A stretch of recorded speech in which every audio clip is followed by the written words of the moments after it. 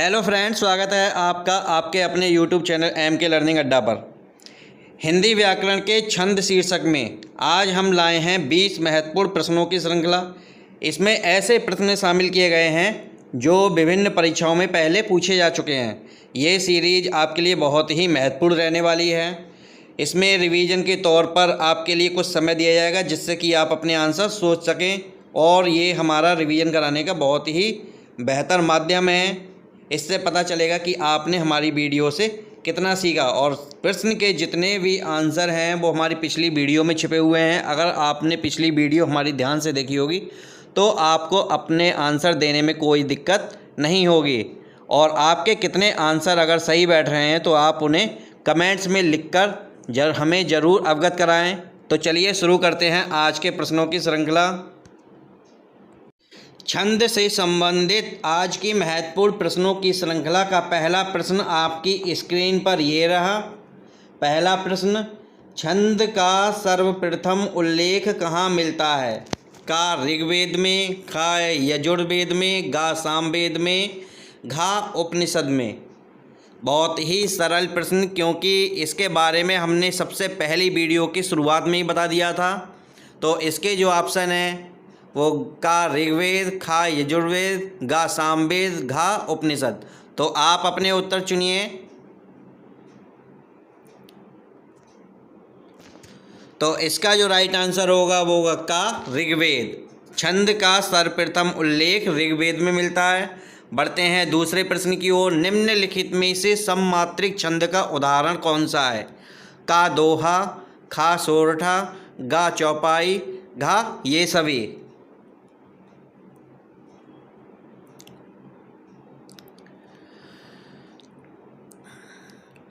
उम्मीद है आपने अपना उत्तर चुन लिया होगा। तो इसका जो राइट आंसर होगा वो होगा गा चौपाई।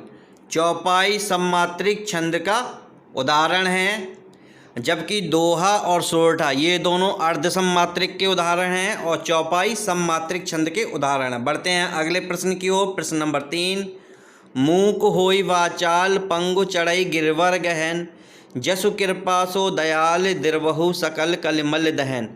प्रस्तुत पंक्तियों में कौन सा छंद है? का दोहा, खा चौपाई, गा सोरठा, घा बरवे। बहुत ही महत्वपूर्ण प्रश्न, बीएड की परीक्षा यानी 2005 में पूछा गया प्रश्न है। तो आप अपना उत्तर चुनिए।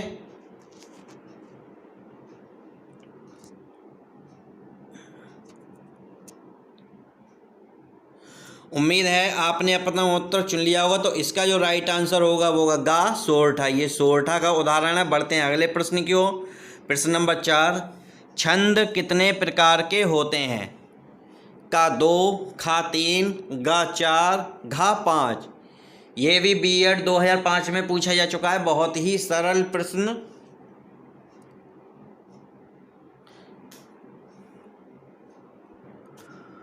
उम्मीद है आपने अपना उत्तर बहुत ही आसानी से चुन लिया होगा। तो इसका जो राइट आंसर होगा वो होगा खा 3। छंद 3 प्रकार के होते हैं, वाणिक छंद, मात्रिक छंद और मुक्त छंद। बढ़ते हैं अगले प्रश्न की ओर। प्रश्न नंबर 5, घनाचरी छंद है। घनाचरी जो है वो कौन सा छंद है? मात्रिक छंद है, वाणिक छंद है, मिश्र छंद है, या इनमें से कोई नहीं।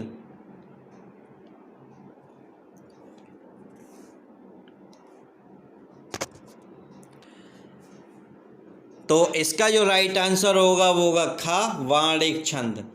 घनाक्षरी ये है, ये वाणिक छंद का उदाहरण है। बढ़ते हैं अगले प्रश्न की ओर। प्रश्न नंबर 6, दोहे और रोले को क्रम से मिलाने पर कौन सा छंद बनता है?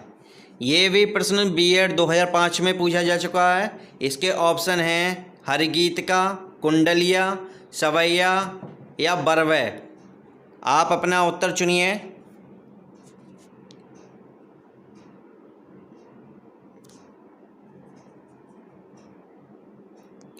तो इसका जो राइट आंसर होगा वो होगा खा कुंडलिया। कुंडलिया में दोहे और रोले का क्रम होता है। कुंडलिया दोहा और रोला से मिलकर बनता है।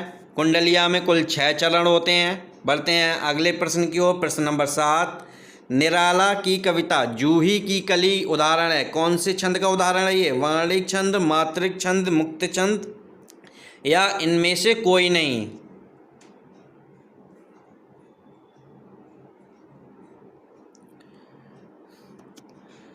तो इसका जो राइट आंसर होगा वो होगा गा, मुक्त छंद। निराला की कविता जो जूही की कली है ये मुक्त छंद का उदाहरण है। बढ़ते हैं अगले प्रश्न की ओर। प्रश्न नंबर 8, चरण में मात्राओं की संख्या यानी कम से अधिक के आधार पर मात्रिक छंदों का सही अनुक्रम कौन सा होगा? यूजीसी नेट में पूछा गया महत्वपूर्ण प्रश्न। इसके ऑप्शन है का पीयूष वर्धक, रोला, गीतिका, चौपाई। अगला ऑप्शन खा रोला, गीतिका, चौपाई, पीयूष वर्धक। गा गीतिका, चौपाई, पीयूष वर्धक, रोला। घा चौपाई, पीयूष वर्धक, रोला, गीतिका।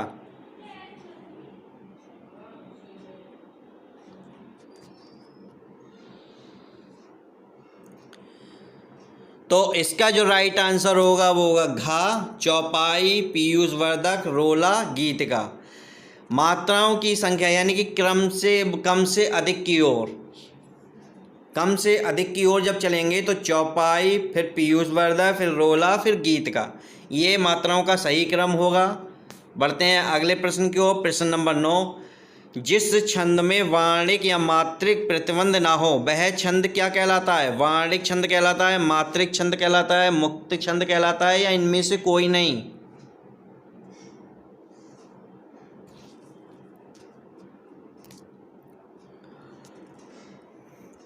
उम्मीद है आपने अपना उत्तर सोच लिया होगा। तो इसका जो राइट आंसर होगा वो होगा गा, मुक्त छंद। यानी कि जिस छंद में वार्णिक और मात्रिक प्रतिबंध नहीं होता है वह छंद मुक्त छंद कहलाता है। बढ़ते हैं अगले प्रश्न की ओर। प्रश्न नंबर 10, यहाँ एक रचना दी गई है। अवध शिला का उर पर था गुरुभार, तिल तिल काट रही थी दृग जलधार। प्रस्तुत पंक्तियों में कौन सा छंद है? ऑप्शन है का दोहा, खा सोरठा, गा रोला, घा बरवै।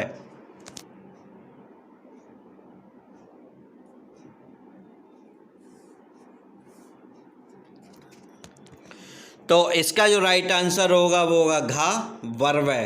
ये बरवै छंद का उदाहरण है। बढ़ते हैं अगले प्रश्न की ओर। प्रश्न नंबर 11, शिल्पगत आधार पर दोहे का उल्टा छंद है? रोला, चौपाई, सोरठा, बरवै। हमें दोहे का उल्टा यानी कि दोहे का उल्टा कौन सा छंद होता है पिछली वीडियो में हम बता चुके हैं। आप अपना उत्तर सोचिए।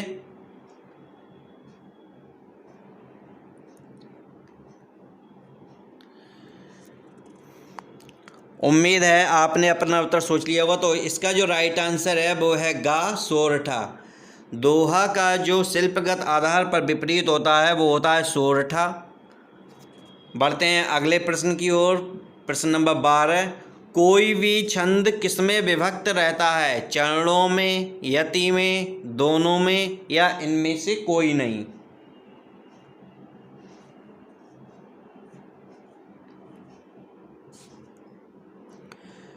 तो इसका जो राइट आंसर होगा वो होगा गा, दोनों में। कोई भी छंद होता है वो चरणों में और यति, चरण और यति दोनों में विभक्त रहता है, इसलिए सही आंसर गा, दोनों में। बढ़ते हैं अगले प्रश्न की ओर। प्रश्न नंबर 13, चारों चरणों में समान मात्राओं वाले छंद को क्या कहते हैं?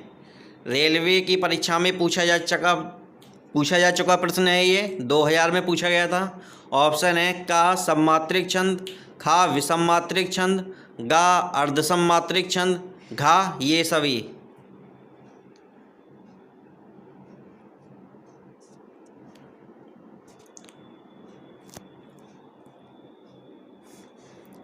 तो इसका जो राइट आंसर होगा वो का सममात्रिक छंद।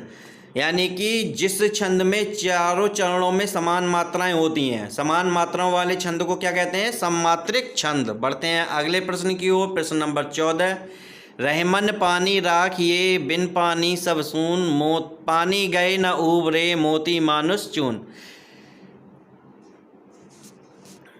ये भी प्रश्न जो है रेलवे 2002 में पूछा जा चुका है। इसके ऑप्शन है का दोहा, खा सवैया, गा चौपाई, घा काकली।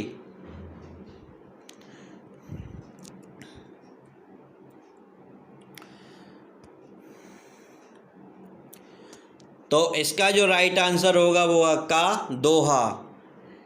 उपरोक्त जो पंक्तियाँ दी गई हैं ये दोहा छंद का उदाहरण है। बढ़ते हैं अगले प्रश्न की ओर। प्रश्न नंबर 15। शून्य सिए सत असीस हमारी, पूजहि मन कामना तुम्हारी। प्रस्तुत पंक्ति में कौन सा छंद है? ऐसा ही परीक्षा 2001 में पूछा गया प्रश्न। ऑप्शन दिए गए हैं का बरवे, खा सोरठा, गा दोहा, घा चौपाई।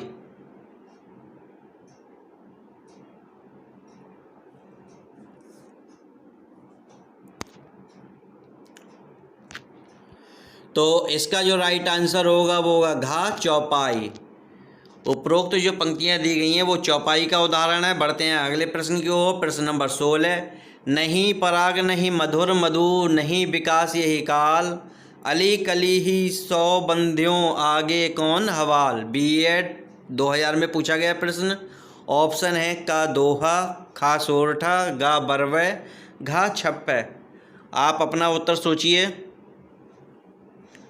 कौन सा छंद हो सकता है ये।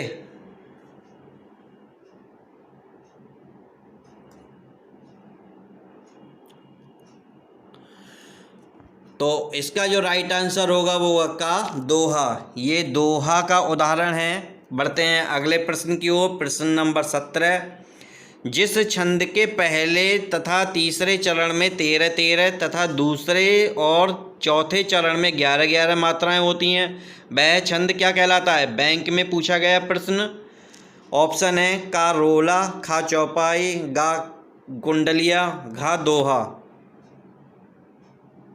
बहुत ही महत्वपूर्ण प्रश्न और हम पिछली वीडियो में इसकी यानी कि विस्तार से व्याख्या कर चुके हैं। उम्मीद है आपके लिए इसका आंसर पता होगा, तो अपना उत्तर चुनिए इसमें। तो इसका जो राइट आंसर होगा वो होगा घा दोहा। यानी कि जहाँ पहले और तीसरे चरण में 13-13 मात्राएं होती हैं, दूसरे और चौथे चरण में 11-11 मात्राएं होती हैं, वहाँ दोहा छंद होता है। और सोरठा दोहा का बिल्कुल विपरीत होता है। यानी दोहा के पहले और तीसरे चरण में 11-11 मात्राएं और दूसरे तथा चौथे चरण में 13-13 मात्राएं होती हैं। बढ़ते हैं अगले प्रश्न की ओर। प्रश्न नंबर 18। अर्ध सममात्रिक छंद है कौन सा है? रोला, दोहा, चौपाई या कुंडलिया। टीजीटी 2004 में पूछा गया प्रश्न है ये।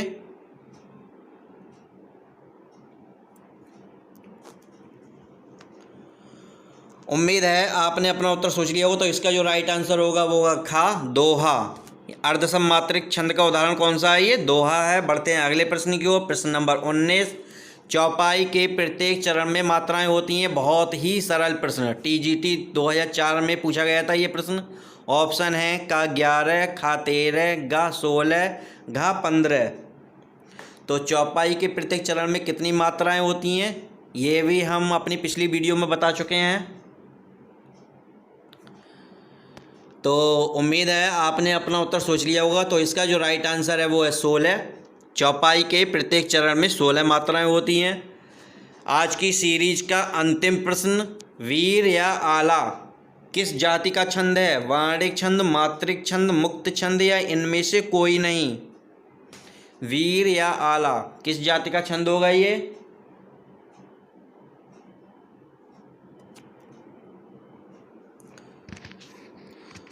उम्मीद है आपने अपना उत्तर सोच लिया होगा। तो इसका जो राइट आंसर होगा वो होगा खा मात्रिक छंद। ये मात्रिक छंद का उदाहरण है।